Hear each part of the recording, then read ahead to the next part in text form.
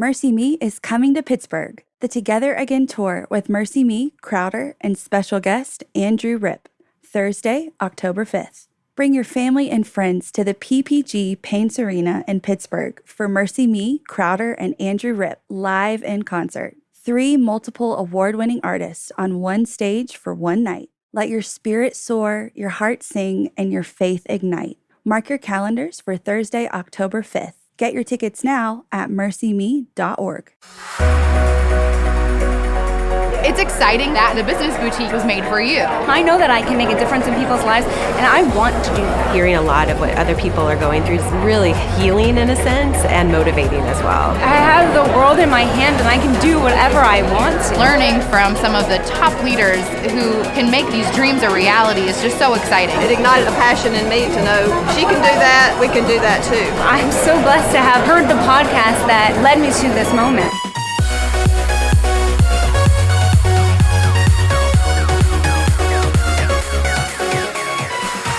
Everyone, and welcome to the Business Boutique Podcast.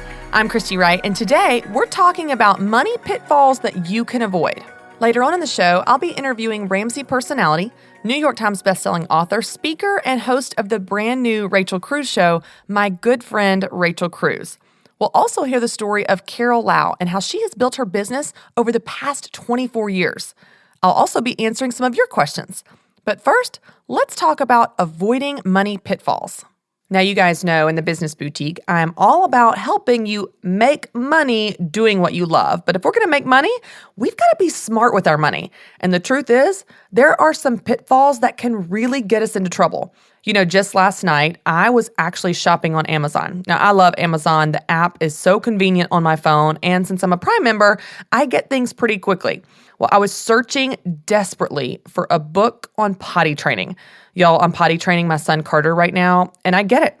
I see why people make such a big deal about it. It is so hard. So I'm looking for reinforcements. I'm trying to find any book I can on Daniel Tiger going to the potty, or Elmo going to the potty, or Mickey Mouse going to the potty. Like, I need help. I need backup. And so I was desperately searching for something. Well, I noticed on several of the books, it said free one-day shipping. I thought, yes, I need one-day shipping. I need these books by tomorrow night to help me with my son in potty training. The small detail I didn't notice at the time of putting them in my cart was it was a minimum purchase of $35. So do you want to know what I did next? There I go searching on Amazon for stuff I didn't need. I was like, what can I buy to get my order up to $35 so I can get this book with one-day shipping for free? Now, do you see how crazy this is? Like, I could have paid $3 for one-day shipping, or I could shop around and buy stuff I don't need for up to $35 just to get the free shipping. This is one example of how we can get ourselves into trouble when it comes to spending money. And that brings me to the first money pitfall I want you to avoid. Stop playing the game. See, when you play the game, whether that's the rewards game or the points game or the cashback game, you end up losing. You know, these retailers created that game because they win, y'all. They didn't create a game for fun because they're running a charity out of the goodness of their sweet little hearts. They're not doing this to help you. They're doing it because they win. They're doing it because you spend more than you normally would. And you know what? I'll be totally honest. In that Amazon purchase last night, I did exactly that. I got 2 potty training books and a box of diapers. Now, of course, I'm going to use the diapers, but that's not the point. The point is I don't need the diapers right now. I wasn't planning on buying diapers until I was playing the game, trying to get my order up to $35 to get this free one-day shipping for some potty training books. Y'all, this is crazy. When we play the game, we lose. So the first money pitfall I want you to avoid is to stop playing the game. Whether that's the rewards game or the cashback game, the game where you've got a punch card and you buy 15 sandwiches and you get 1 sandwich free, whatever it is, I promise you, you're spending more and they're winning. So if you want to keep money in your wallet and in your bank account, stop playing the game. Only buy exactly what you need for the exact amount of money that you want to spend. You know what? This little lesson would have served me well last night whenever I was online shopping, playing the game myself. So the first money pitfall I want you to avoid is to stop playing the game. The second money pitfall I want you to avoid is to stop borrowing money. Now, This whole idea of debt, if you've been a Dave Ramsey listener for any time, you know is not new. We don't want you to take out debt, but I've noticed a common theme in women that I work with. Many women think that because they're starting a business, that business debt is somehow different. It's like, oh, it's not my loan, it's the business's loan. It's not my credit card. No. I would never have a credit card. I am a Dave Ramsey fan and follower. I know debt is bad, no credit cards. But the business is not a Dave Ramsey follower. I'm so sorry to say, the business does have a credit card. Guys, the business is your business. That debt belongs to someone, and that someone is you. So when those bills are due, someone has to pay them. That person is you. So I want to remind you, business debt is not different. It's all yours, it's all risky, and it's all a bad idea. So the second money pitfall I want you to avoid is I want you to stop borrowing money, not only for yourself and your personal household, but also stop borrowing money for the business. At the end of the day, the only person responsible for those debt bills is you. And I want you to be free to have all the control and all the power in your life and in your business. The only way to do that is to not have debt. Now, the third money pitfall I want you to avoid is buying for a feeling. Here's what I mean by that. I don't want you to spend money just to feel like you're really in business. So often we feel like when we're getting started, we need, quote unquote, a new computer, or we need all new office decorations. So here's what we do. We run out to Target. We're like, you know what? I'm in business. I need a real home office. So we go to the cute home office section of Target. We buy the little gold paper clips. We buy a dry erase board with 57 dry erase markers in every color of the rainbow. There's no way you can use all those markers, by the way. We buy beautiful folders and wall art that says, go, hustle, girl, go. We buy all this stuff just to say we're in business. You know what? Do you want to know when you're in business? You're in business when you start helping people and making money. That's it. You're in business when you are getting paid for adding value to your customers' lives. That's what makes you a legitimate business. That's what makes you officially in business. It's not the gold paper clips. It's not the variety of colors in your dry erase markers. It's not the wall art about girl boss or hustle. It's not about that stuff. Now that stuff's fun.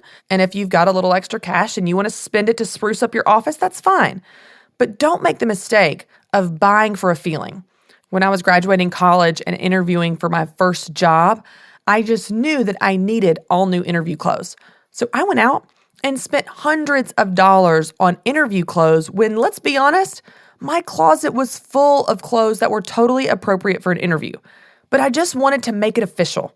I wanted to say, you know what? I'm a college graduate and now I'm in the workforce. I'm going to build a career and I need clothes to show that I'm doing that thing. The truth is, I didn't get my first job out of college because of the clothes that I wore. I got it because of my drive and my confidence and my interviewing skills. I got it because of my resume and the relationships that I'd built. I didn't get it because of a certain suit. But so often when we're starting something new, we want to legitimize it. We want to say, yes, this is an official business. And so we go buy a bunch of stuff.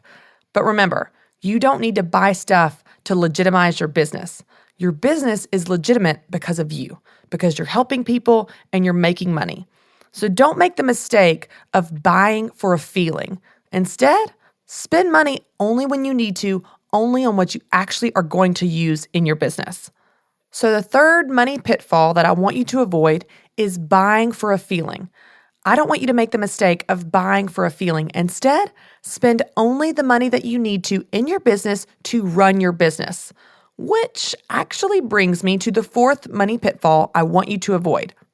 The fourth money pitfall I want you to avoid is hoping for a return. Here's what I see all the time. You find that you need a new piece of equipment. So you go out and buy an expensive piece of equipment for your business, but you don't know if that actual piece of equipment is going to make you a return on your investment. You just hope it will. You're like, well, I'm going to spend a few $1,000s on this website and hope I get a return on my investment. Or I'm going to spend a few $1,000s on a new sewing machine and hope I get a return on that investment. But sometimes the return isn't there. That's why I don't want you to hope for a return. I want you to calculate that you will get a return on your investment before you make the purchase. So maybe that means that you rent equipment before you buy it. That way, you can prove that that extra equipment is actually bringing additional money into your business.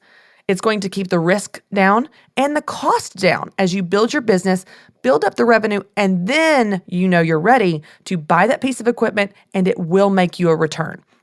So the fourth money pitfall I want you to avoid is hoping for a return. Instead, I want you to baby step your way into large purchases and calculate along the way that those purchases will actually make you a return on your investment in your business.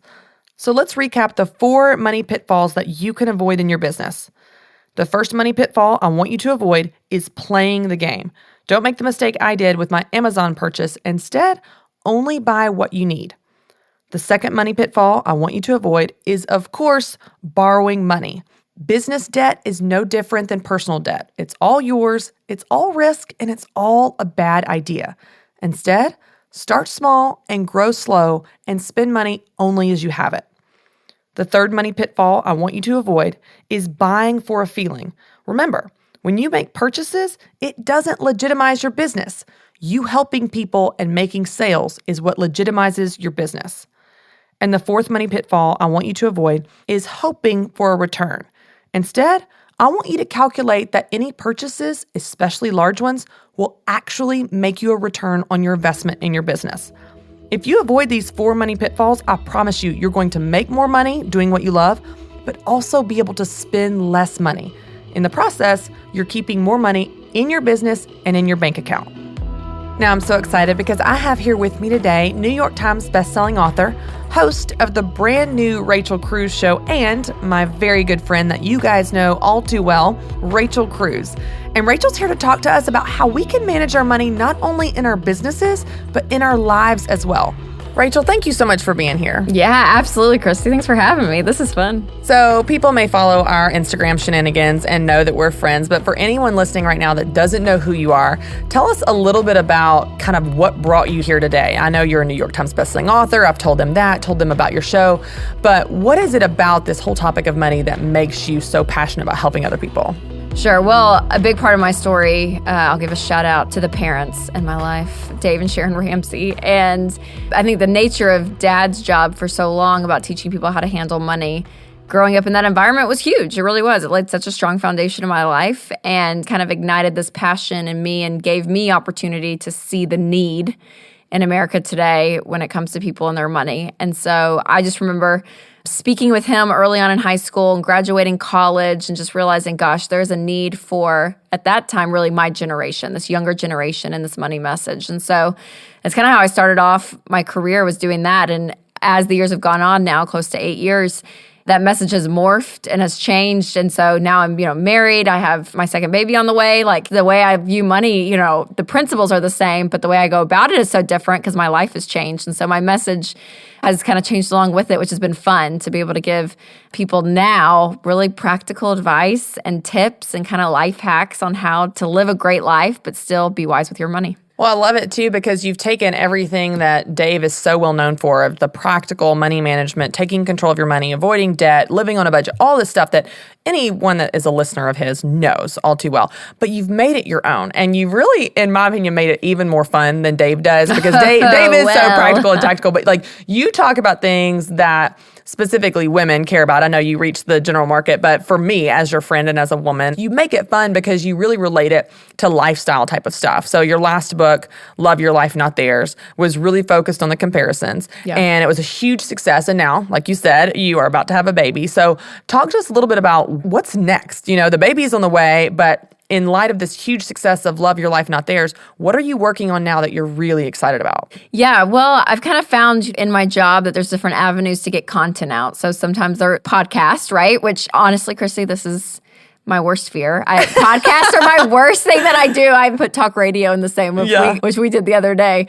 Did the Dave Ramsey show together, like radio and podcast. It's just like not my strong suit by any means. So bravo to you for making this so successful, this podcast. There's so many different avenues to get content out there. And for me, video has always been a huge part of my life and something that I love and I really genuinely enjoy.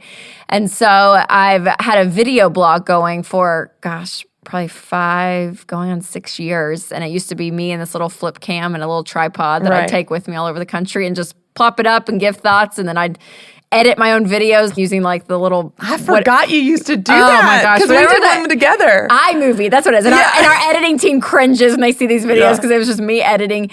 So all of, that's obviously morphed, and I now have a great team behind me doing these video blogs that are on Facebook and YouTube. But we've extended the content and really tried something new recently. And so I have a full 30-minute show called The Rachel Cruze Show. And so it goes on Facebook and YouTube. And so we release it with a date and a time so you can come watch it live. And then it lives kind of evergreen on those channels as well. So people can go watch it. But yeah, it's a 30-minute show and it's been fun to really dig in and find content that works and that a lot of people enjoy listening to. Them ends up mostly being women, I think, because we just probably attract. We relate. We love women, and we relate. We know how you work out there, ladies, so we can speak to you. And it's been a really fun project. It's been really fun, and I'll go out on maternity leave here in the next couple of weeks, so I hope to continue it on. But there's it's a 4-series kind of show is what we started with. So it's been so fun to watch it too, because you're talking about how you love video, but there's a reason you love video, and it's one of the reasons is you're so good at it because you are so expressive, and I'm like this too. I prefer video as well, but you're so expressive, and it's hard sometimes behind a microphone like we are right now for people to see our hand gestures or our facial expressions. Our big eyes, and I'm nodding.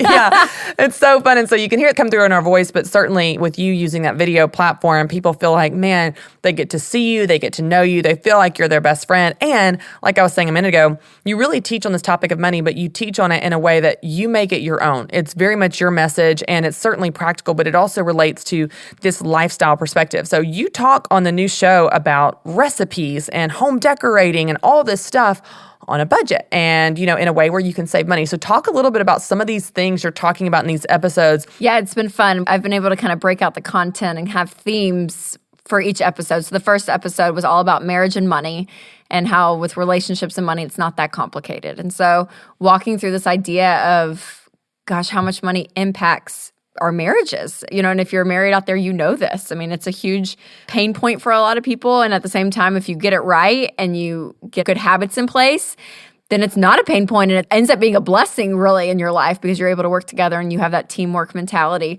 And so, we were able to walk through that with people, and so being able to pull in real life stories of couples doing it well. And so, yes, that was a fun episode to be able to do. So go back and watch that. It was episode 1. And yeah, money and marriage, it's not that complicated, but it can be if you don't have the right tools in place. Okay, so I got a question here to put you on the spot. I just got off a podcast interview where I was talking about a major fight that Matt and I had the first year of marriage. We were talking about marriage. Yes. So tell me about a recent fight that you and Winston have had about money. Like, show us behind the scenes of you and Winston, the perfect money couple. Like, tell me the real behind the scenes of what it looks like when y'all fight about money. Totally. Well, I tell a documentary story, which is in episode 1, so I won't tell that. Okay. It may or may not be about Anthony Weiner, the politician, and a documentary. I bet this is good. And Winston yelling at Comcast. So I'll just give you a few little hints. So that was one for sure. I mean, honestly, recently with the second baby on the way, I kind of forgot as a mom that the nursery, it is a room, and you have to fill the room with things that a nursery needs, like a rocker and a crib. And you can make things as expensive as you want them, sure. But I went on this tangent about how I wanted to wallpaper, wallpaper's in right now. And I've been in a few friends' houses that have had it done. And it's so well done. And it's just cool. And I'm not a decorator. Christy can redecorate her house. I feel like you're like the bewitched lady. Twinkle your nose and Christy's pictures flip and stuff on the wall. Christy's so good at it. And I'm horrible. I'm not creative at all. So I was like, oh my gosh, this is a creative thing that I've come up with. And I'm going to do this. So didn't realize, how expensive wallpaper is. I went online and I was like, oh, okay. And then I was like, and I can't put it up. I could try to YouTube it and DIY it. No, this is a bad idea. It'd be a horrible idea. And I'm going to pay all this money for wallpaper that I'm not going to do well. So I'm like, for me, it's worth the investment of having a professional come in. So this is all in my head. I'm thinking about it as we're decorating the nursery. So I mentioned to Winston, and I was like, okay, wallpaper for sure. And he was like, really? I think we should just keep the room as it is. Which, by the way, it's like basically a gray room. I'm like, no, we're having a girl. Yeah. Like, I don't want a gray room. I want Right. I want a pretty wallpapered, floral, pretty room. Classy, not obnoxious. Right. So yeah, so we it wasn't a drag out fight, but it was definitely a disagreement of where we wanted to put our money. He was like, we Right. could take that money, Rachel. We could go buy something else. Like, Right. are you kidding? Like, we can do so much with this. And you want to do this on wallpaper. And I'm like, yeah, I do. And he's like, I think it's fine. So we kind of dug our heels in, and we were stubborn both, for a little while. And then we found a win-win situation. So we got out of it where we decided to do one accent wall. Okay. Because I did look at it after a while, and I was like, okay, that may be a lot of flowers on that wall. With all 4 walls. I was like, okay, let's just do an accent wall and see. And what's so funny, Christy, is I'm like, you have these little tiffs, but then after, like, now at this point, the curtains are hung, the accent wall is up, the crib is in, like, things are starting to come together, and it looks great. Right. Do you know what I mean? And I'm like, why did I get it? And I probably would have wasted a whole lot of money Right. turning it into something that it didn't really need to be. Yeah. Yeah, so the wallpaper versus paint, World War III. I mean, you just The showed me a Cruze picture house. of it on your phone before you even recorded it. And it's I did, so yes, cute. It's yes. really, it turned out great. Yeah. So it's things like that. And it's funny because, in marriage, and I'm sure you've talked about this, like, opposites attract. That's right. And if you're starting your business, you're probably somewhat a creative person. Maybe your husband's not. I mean, Right. we're just wired so differently and so uniquely. And so money's the same way. One of you's going to be a spender, one of you's going to be a saver. And I'm the spender, obviously. 100%. I'm like, That's why we get along so well, yes, Rachel. I know. Like, we're both Christy, the spender. don't put Christy and I together because we're we just spend everything we make. A bad influence on each other. Yes. So it's important, especially for married couples to be able to sit down, and get on the same page. Not that you have to change each other. I'm not going to suddenly wake up and be a natural saver, but to mature in that area of your marriage is huge. And it limits the money fights and the tension that you do have. So yeah, that was, one theme of episode 1, which was so fun. I loved it. Well, I love that example too because it's so practical, but it's so relatable. It's things that everyone can watch and everyone can listen to your stories and go, yep, been there. Yeah. I totally get it. Just this, a couple of weeks ago, I was doing an Insta story about waking up at 4 a.m., which I saw. And I was like in bed. I was exhausted. It was 6:20 when I was watching it. I was like, Christy, this has been up for 3 hours. So I have this bright idea because literally my house is chaos, which you're about to experience with 2 kids. We've talked about this. But my house is chaos, and I thought the only time I'm going to ever hear silence is if I wake up before everyone else is awake because this is the only time this can happen. So I thought, I'm going to do it. I'm going to try. And I woke up, and it was so wonderful, and it was so worth it. I Insta-storied about it, and I was like, y'all, this is amazing. Do you hear that? Silence. I was like, it's brilliant. It's so beautiful. But I got so many messages, Rachel, of people going, I do that every day. So I felt like I had this brilliant new innovative idea that I am going to find peace by waking up early. And I had like a bazillion moms And respond. can I say by early? Early to me is like 5:36, not 4:30 or 4 o'clock. I mean, so when you say early, you mean like I meant really early. Super early. But for the purpose of working out. I wanted to work out, so I needed to be able to do all that, which is a whole nother time. Rachel and I have you should different see her opinions. guns right now, everyone. Those arms are like, she looks so good.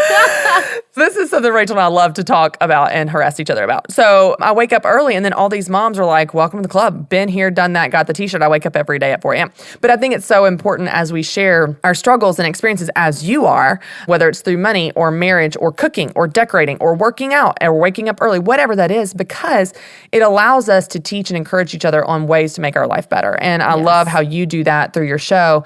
And one of the things I was just talking about, Rachel, was I was teaching our listeners about these money pitfalls. And I see this in business. Now, you and I run parallel tracks here. We're both helping women, and we're both helping them in different areas of their life. For you, it's money. For me, it's business. And we both are doing this life balance thing in the process. Mm-hmm. But for me, I'm seeing a common theme of these pitfalls. And I talked about them, where you play the game and you try to get cash back, or you try to earn the points. Or maybe you're borrowing money because you just assume you have to have that to start your business. Or maybe you are just hoping you're going to get a return on your investment. And what happens is many women, when they're starting out, are making some big mistakes, and it's making it harder on them to win in business. But I know you see the same thing in life in general. So what are some of those kind of money pitfalls that you see people struggling with? And it's just a common recurring theme, maybe a common question people ask you, or a common struggle you're seeing on social media with the women you're working with in different areas of their life when it comes to money. What are you seeing going on out there? Yeah, one of the biggest things that I've been talking about recently, and wrote a book on it, so we kind of touched on it a little earlier, but I think is this comparison idea, this idea that you try to keep up this lifestyle that you assume everyone else is living and you're missing out on. And thanks to social media, I mean, it gives us this window, this picture literally into everyone else's life. And you're seeing constantly what you don't have and how discouraging that can be if that's the lens you're looking through with social media. And it can be hard. I mean, you're comparing your life, everything from, the perfect mom that you follow on Instagram, or the vacation someone's on. No matter what it is, that comparison trap totally creeps in. And when it comes to your money, I'm finding that a lot of people, that's a lot of motivation on why they're going into debt, is they're just spending money that they may or may not have, again, to keep up that lifestyle. And so that is one pitfall, and that's more of a heart issue that people have to come to grasp with and find the antidote, which is contentment and gratitude and really building a solid foundation for their life.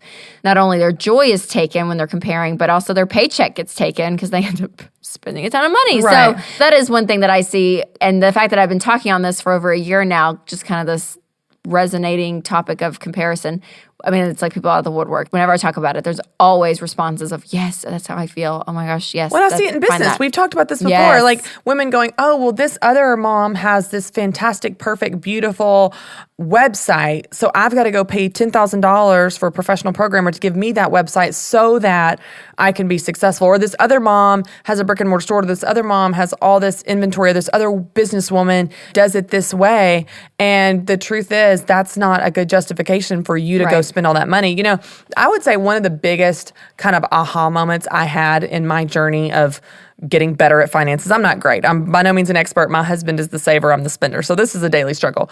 But for me, one of the biggest aha moments I had, Rachel, even after I became debt-free about, 6 years ago, even after I became debt-free, I had this moment to realize just because you have the money doesn't mean you have to spend it. So even if you don't struggle with going into debt, like, okay, I'm debt-free, I'm not going to go into debt to buy all this new stuff to decorate my house. But if you have the money, if you have, let's say, $1,000 sitting in your checking account or $2,000 or $3,000 sitting in your checking account, and there's this awesome new ottoman and chair, your mind goes to, well, I have the money. So I can just do it. Right. And so, but it still gets us down that exact same road of what you're talking about, because if you compare yourself to other people, even if you don't struggle with going into debt to get those things, you spend all the money you have to get those things. And then you have awesome ottomans and no money. Ottomans everywhere. You know what ottomans don't give you? Options. Yes. Money gives you options, right? Like you can spend money on a variety of things. If you have a medical emergency, you can pay for that. If you want to move, you want to travel, you want a nice dinner, you've got a lot of things you can do with money. That leads to possibilities. Yes. Ottomans and nice chairs can't pay medical bills. Can't do that. They just can't. Well, there's nothing wrong with ottomans and nice chairs, but it's the motivator and the reason why you did that. Right. Yeah, and it goes back to the heart issue of what's your motivator to go and do that. Is it this thing, okay, I think it's going to fulfill me. I think I'll be happy when, we've talked about that so much of like, gosh, I'll just be happy when X, Y, and Z happens, where you have to be present and you have to be present in your life. And that's where the joy comes from. And that's something that you have to focus in on. And something else I'm finding, Christy, with women, one of the number one words that I'm hearing constantly when I'm talking to women, or I did a big survey recently, is that money equals insecurity for them. Like security and this idea of having money and having security is huge among women. And it's everything from not being able to get their husband on board and they feel like they're alone and they're isolated, and that's a very insecure feeling of I'm making all the decisions by myself. I don't feel like I have a partner doing that with me, to actually physically I don't have money in my checking account or savings account and life can happen and I'm so scared of what that can bring. And so security is a huge word and motivator for women out there to get their finances in order. And so that's something I'm finding too, that it is a huge pain point for women. And I feel that too. I'm like, I joke all the time, but it's true. I'm like, I have an emergency fund for our emergency fund. And I've made Winston, like, we have it in a money market account and we have a separate account that we just put extra savings in. And I'll ask, how much do we have? And he'll tell me the number because I don't always log in to the account and I forget the password and all that. And he has all that. And we'll be talking about it. And I'm like, okay, no. Does that count the emergency fund? He's like, yeah. I'm like, no. I don't even want to know that we have the emergency fund. Like, I almost want to like emotionally disconnect from it. Pretend that doesn't exist. Yes, because I'm so scared to like tap into it, even though I know it's there. Right. Because it's just, there's a safety there. There's a Right. security there. So it's crazy that emotion plays so heavily in women, even more so than I realized. Well, and I think that when you can get to that deeper emotion and you can get to that deeper motivation in people that you're working with, it helps them shift their focus to what they actually do and their actions. So as an example, as soon as you said security, that goes hand in hand with options. Like if I have money, I have security. If I have money, I have options. So it shifts your focus to, I'm going to value money in my bank account and having the security of being in control and having all the options in the world of what that money can do for me versus 25 new outfits and redecorating my living room. Because I can look cute in a cute living room and I've got no options. And if something goes wrong, I feel very insecure. I'm very vulnerable with a lot of risk and not a lot of control. And so I love how you talk about that, because when you get to the issue below the issue, you can change people's behavior. Yep. And it's not about, oh, we don't like stuff. You and I love stuff. I love to decorate. I love clothes. I love vacations, all that stuff. If you have the money and if you have that savings and that type of thing. But like we're talking about, it's just so tempting, even if you have become debt free, to when you get a little bit of money. And when I say a little, I mean, it could be $500. Sure. And you go see something, you're like, well, I have the money, so I can spend it. But the truth is, if you begin to value having a larger bank account than having a lot of nice stuff, you will have more control, more options, and as you're saying, more security. So that's such a great thing to point out that can help people. Yeah, it is. And I think it takes a lot of personal motivation, because it's a huge boundary to set up. The temptation of, well, I can just spend the money because I have it. It takes a lot of discipline. Right. And it's amazing when you start being disciplined with your money or any area of life. I found this back to me hating working out and Christy loving it. Back in the day, Christy and I worked out together, actually,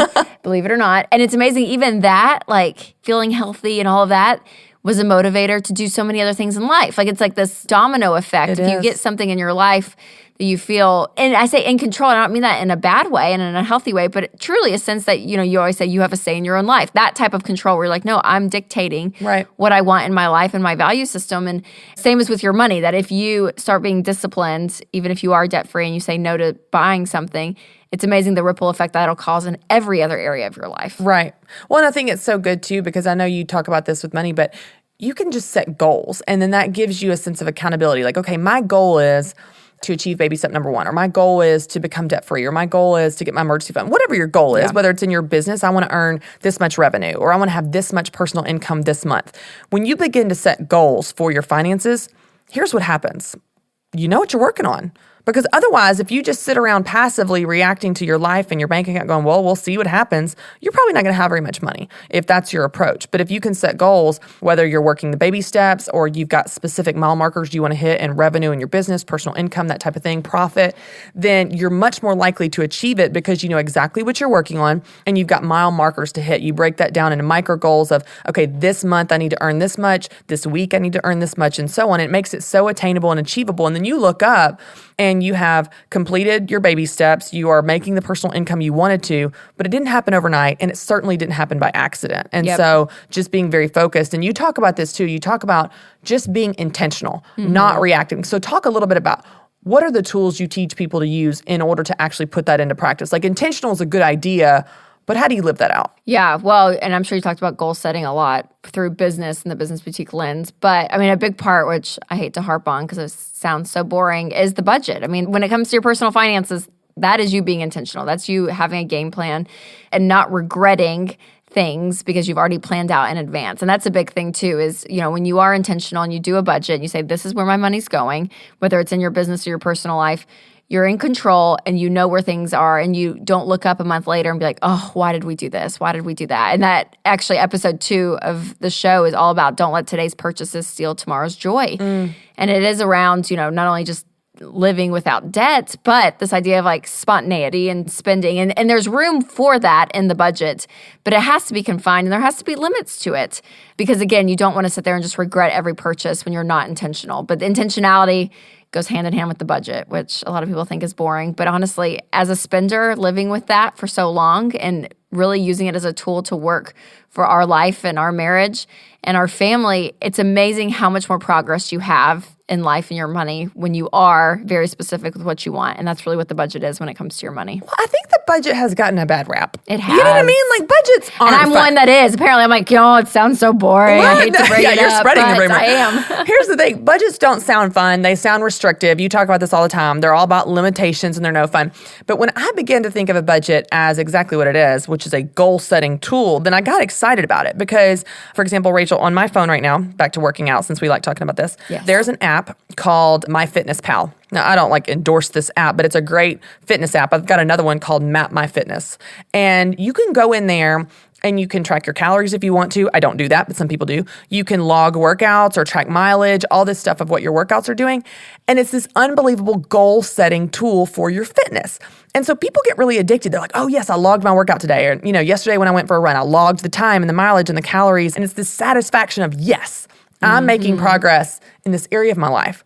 Well, apply that to your money. You can have a budget, and it's truly a goal-setting tool for that. Now, you talk a lot about Every Dollar, and I've talked about this before, but tell our listeners about Every Dollar, because that's really the app that does that for you. Yeah, this is just a free budgeting app that we have, and it gives you the convenience of having your budget on the go. It's amazing, the pen and paper thing worked for a while, but now that we're addicted to our phones and they're attached to us, having it there on your phone with the convenience of it's on the go is huge. And so it does a zero-based budget is kind of what you walk through. It's your income for the month minus all of your expenses. And again, this is the personal side, not the business side of your money, will equal zero. And so you're giving every dollar, hence the name, a name and a category of where it should go. And I love it. And we upgraded to Every Dollar Plus, which you can pay a small fee for, and it connects to your bank account. So your bank account, your transactions from your debit card go into Every Dollar.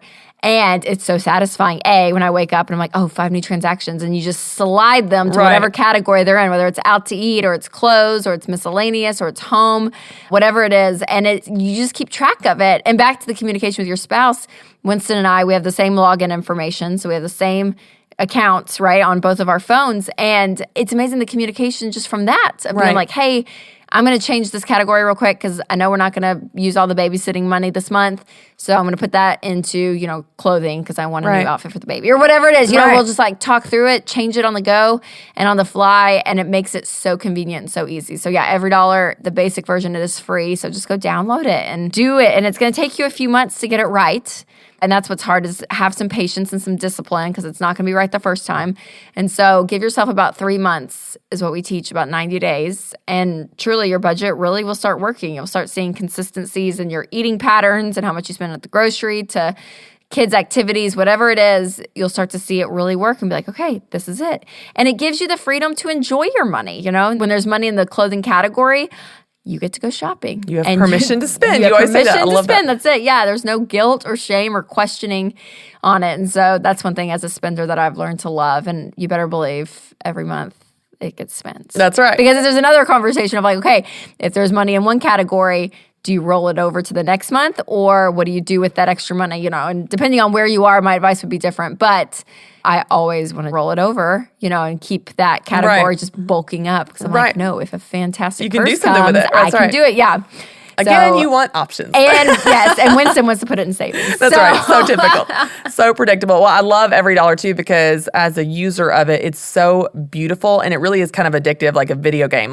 You get excited about your new transactions coming through and logging them. So if you guys want to download that, you can get that in your app store. It's Every Dollar.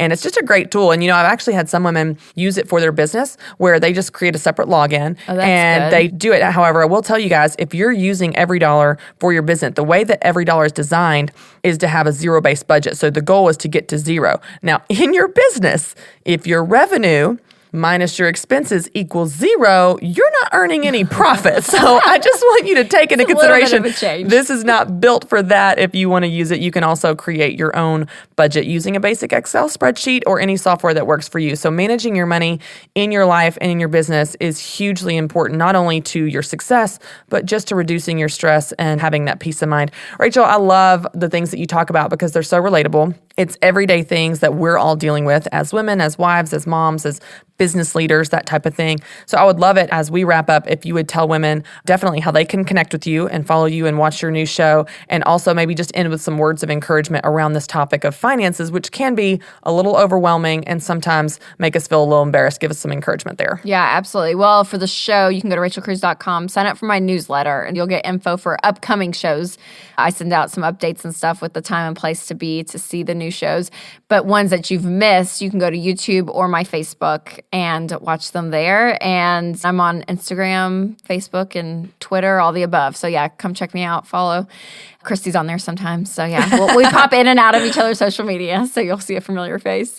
But yeah, so as an encouragement to you ladies out there, because a lot of you are making a lot of the household purchasing decisions. You're the ones possibly even going and dropping the car off to get the oil changed, and you're doing the budget, and you're paying the bills, and you're doing a lot of this on your own. And so my encouragement for you is, if you are married, grab your husband, make this a partnership, really make this a teamwork so that you don't feel alone. You have another brain, working with you in this. But no matter where you are, you can get better with your money. Even though it seems overwhelming, it can be intimidating, especially when you get into topics like investments and insurance and all these things that just seem over your head. And at times I feel that way. I'm like, oh gosh, these topics are so huge and bulky. But really just diving in and making your life intentional, and you are working small steps like living on a budget, and you're getting out of debt, and you're using this extra income to really put towards great things, whether it is to invest back into your business or to help you in your personal life. So women out there, I don't want you to feel alone in this. Just know that there's other women doing this, and that if you're putting the intentionality and the heart and the thought behind it, you're going to see progress. It may take time, but slowly but surely you will get there. Oh, Rachel, it's so good. Thanks so much for your encouragement, your wisdom, and your examples. It's just so relatable to hear from someone that is walking this out every day. And congratulations to you on baby number 2 on the way. It's so exciting. And thanks so much for being here. Yeah, thanks for having me on. Now, if you want to know more about how to make money doing what you love, come to the Business Boutique in Nashville this November 2nd through the 4th. Rachel Cruze is going to be there talking about how to manage your money, along with an all-star lineup of speakers that include Rory Feek, Donald Miller, Pat Flynn, Patsy Claremont, Molly Pittman, Nicole Walters, and more. Of course, I have a special code just for you, my podcast listeners. Use the code BBWright at businessboutique.com, and you'll get $10 off any ticket to the Business Boutique event in November. That's BBWRIGHT.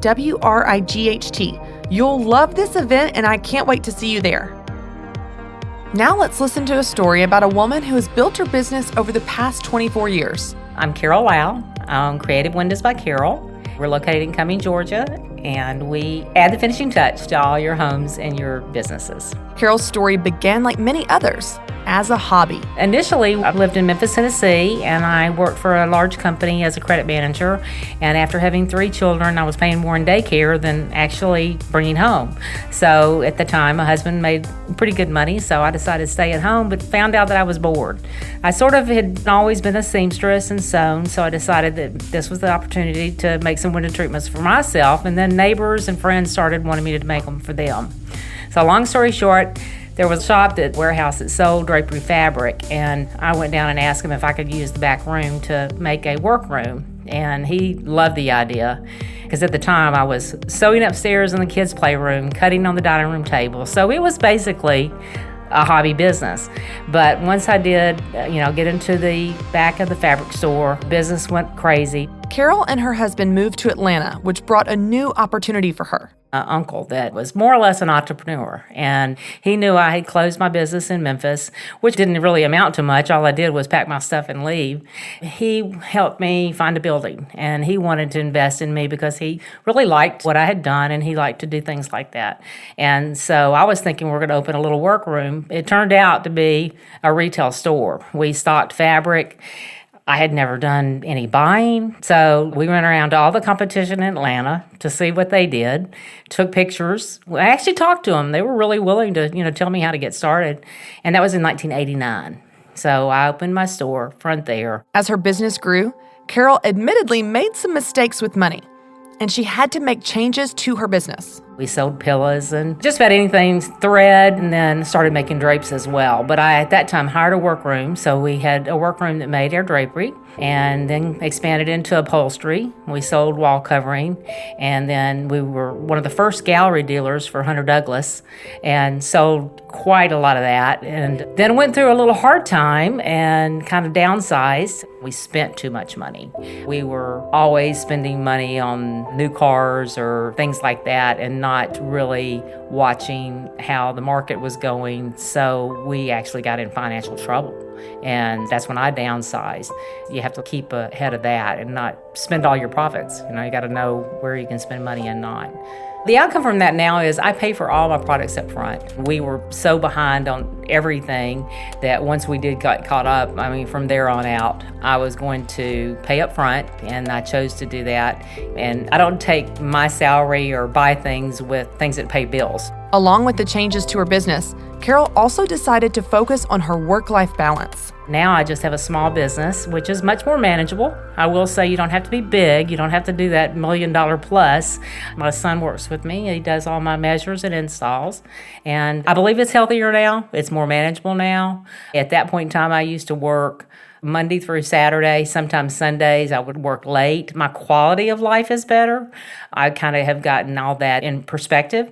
I don't work on Saturdays. You do train your customers to come, when you're there and be available at certain hours. And I think that's important too. All of Carol's 3 children have worked in her business at some time, and her youngest son still works with her in the business. My oldest son is 39, and he had gone to the Navy, and then he came back and he worked for me for quite a while, measuring and installing, and then he moved on to advertising. Gina, my daughter, she has a marketing degree from North Georgia and a real estate license, and she decided to go back into real estate. And then, of course, CJ is my youngest son, and he's my right hand. He's been with me since he was about 2 years old, working in the store. I wanted him to feel ownership, and I want him to. If I'm out of town, he can usually run the business. Carol has passed on her values and work ethic to her kids. They say that my philosophy on life and work and all is God first and family, and they feel that way too. And I think that's been a big part of me trying to teach them customer relations or customer service.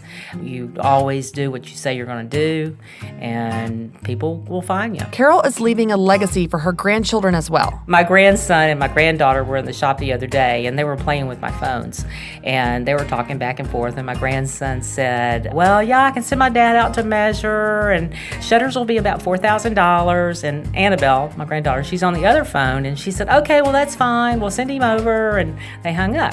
Well, about 5 minutes later, the phone rings, and I answered it, and this lady said, someone just called me from there, and I said, oh, I'm sorry. I said, my grandkids were playing with the phone. Maybe they called you by mistake. She said, well, what do y'all do there? And I said, well, we sell blinds and shades and shutters and drapery. And she said, I need some blinds. So my granddaughter and grandson made their first cold call. So we did get an appointment out of that. Carol attended a Business Boutique one-day event, and her advice to others is to always learn and grow. You can never stop learning. You can always, I wrote down 4 or 5 ideas, and I'm like, oh, I remember that. We need to do that. We need to do that. After 24 years in business, Carol has learned a lot and has a wealth of wisdom. I think the biggest advice is to be honest with people. Don't try to fabricate things or make things look better than they are. Try to help them, be a helping person, and don't overspend. Keep your company manageable. Don't be afraid to ask for help, and don't let your company run you. You run your company. Now, if you need help with your business, y'all, the best thing you can do is to join the Business Boutique Academy.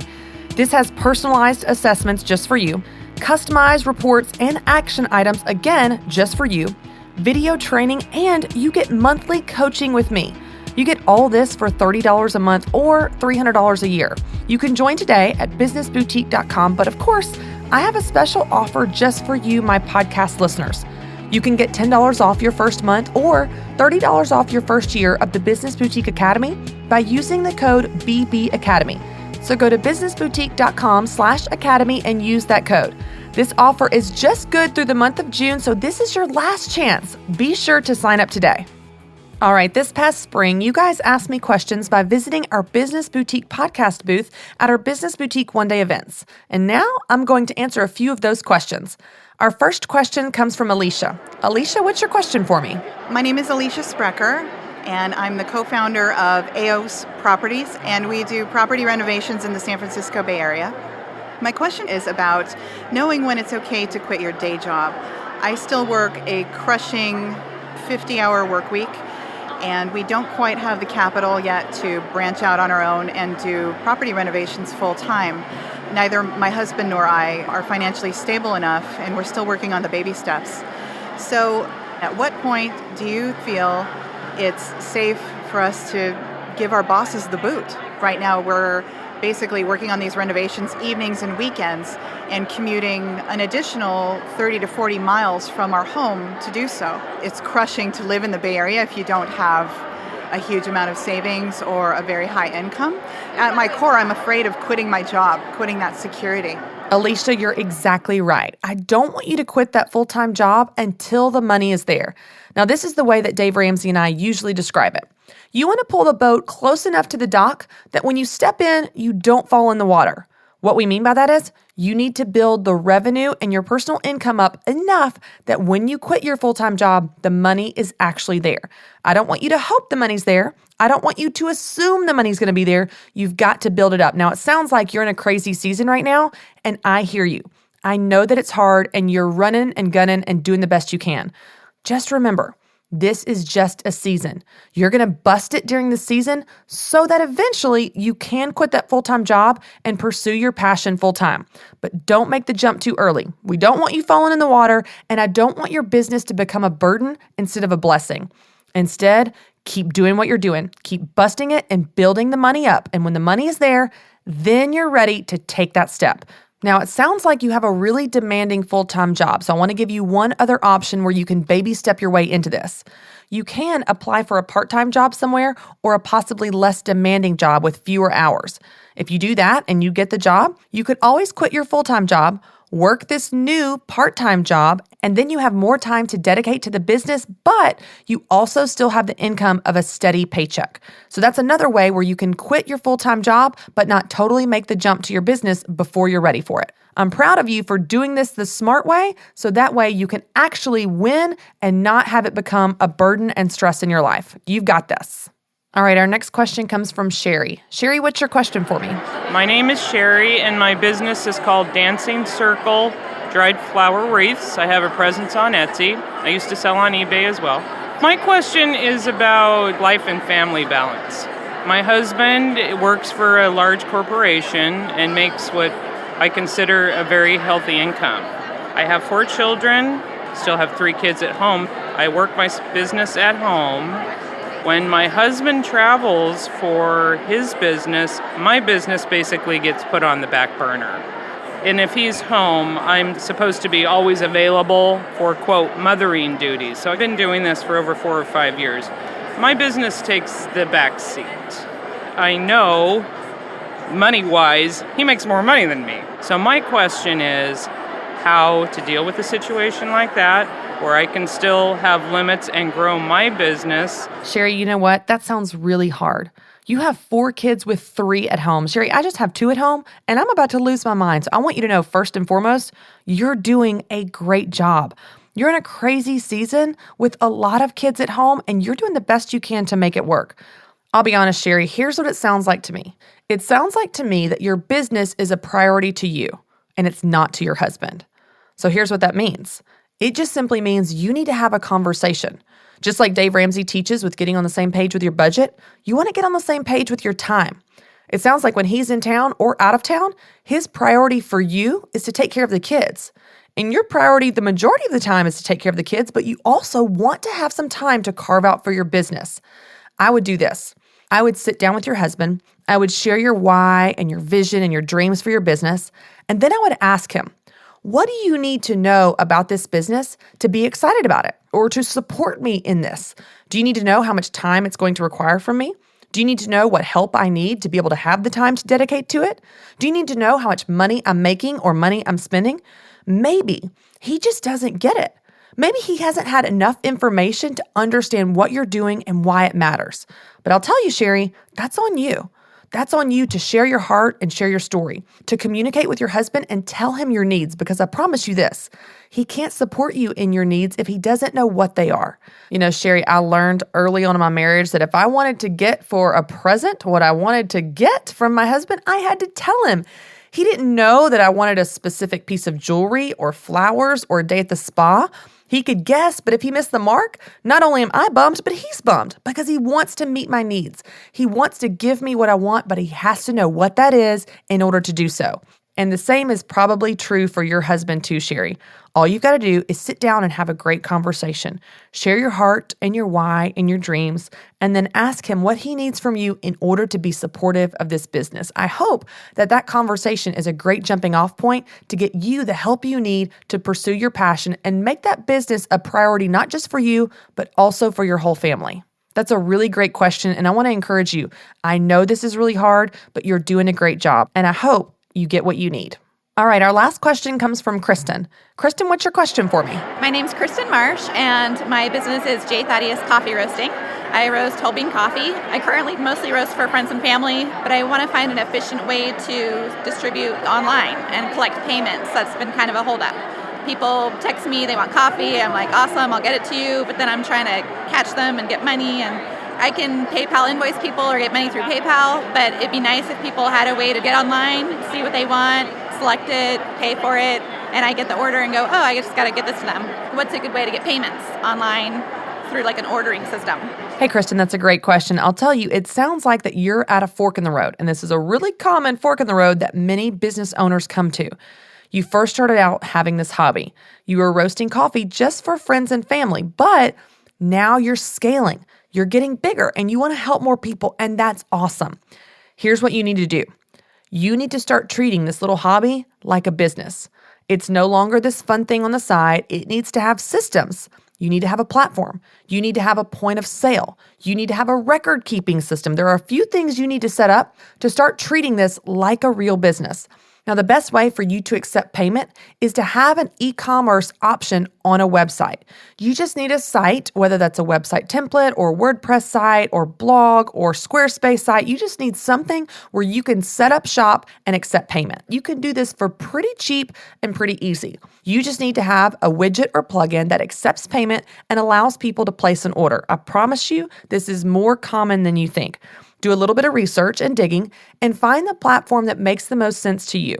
Whatever's the easiest and makes the most sense to you will be the one that you'll be the most successful at. It sounds like what you need isn't complicated, so this should be pretty quick for you to set up. I'm excited that you're at this fork in the road because now is when you can really start to take your business to the next level. You can help more people and make more money. I'm excited for you, Kristen, and keep me updated on how it's going. Now, if you have a question about something we've talked about here on the podcast or anything regarding your business, I want to hear from you. You can send me your questions via Twitter and Facebook by using the hashtag AskChristyWright. We've also set up a group in the Business Boutique community at businessboutique.com called hashtag AskChristyWright, where you can send me your questions and interact with the rest of the women there. Your question could be featured on one of the podcasts or on our weekly Ask Christy Wright YouTube show.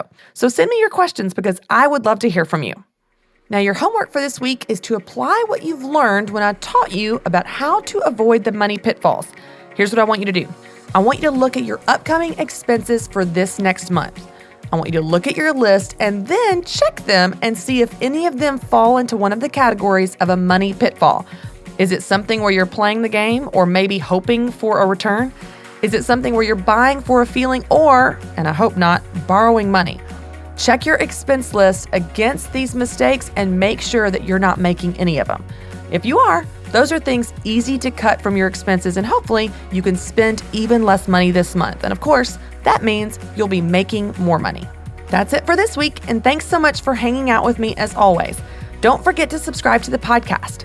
For more encouragement on how to make money doing what you love, visit businessboutique.com.